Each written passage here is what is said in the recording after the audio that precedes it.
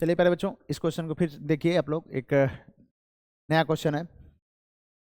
इसमें कह रहा है सिद्ध कीजिए कि वृत्त के किसी बिंदु पर स्पर्श रेखा स्पर्श बिंदु से जाने वाली त्रिज्या पर लंब होती है। मैंने एक वृत्त खींच रखा है, इसके केंद्र O है और एक्स वाई हमारा जो है एक तरह से उसका स्पर्श रेखा है। यहाँ पर बिंदु P जो है स्पर्श बिंदु है, स्पर्श बिंदु P है। तो ये हमें सिद्ध करना है कि जो OP है वो लंब है एक्स वाई पर, ये हमें सिद्ध करना है। तो देखिए प्रमाण में करेंगे कि एक्स वाई जो है, एक्स वाई पर P के अतिरिक्त एक बिंदु Q लिया गया है, एक Q लिया गया है बच्चा लोग, और OQ को मिलाया गया, OQ को मिलाया गया।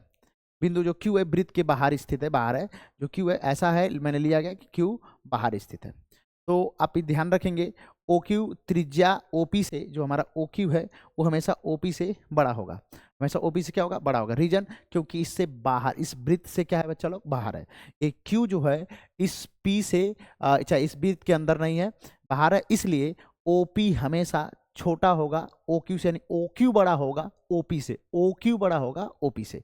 OQ क्या है, बड़ा है बच्चा लोग, OP से होगा। ठीक है, आगे चलिए। इसके बाद क्योंकि यह बिंदु P के अतिरिक्त एक्स वाई के प्रत्येक बिंदु के लिए सत्य है, एक्स वाई का कोई बिंदु आप यहाँ ले सकते हैं, एक्स वाई पे कोई भी बिंदु लेंगे तो हमेशा वो बड़ा ही आएगा OP से। इसलिए हम कह सकते हैं, इसलिए प्यारे बच्चों हम कह सकते हैं कि OP बिंदु O से जो हमारा OP है, ये हमारा जो OP है, ठीक है, OP बिंदु O से एक्स वाई के अन्य बिंदुओं की न्यूनतम दूरी है।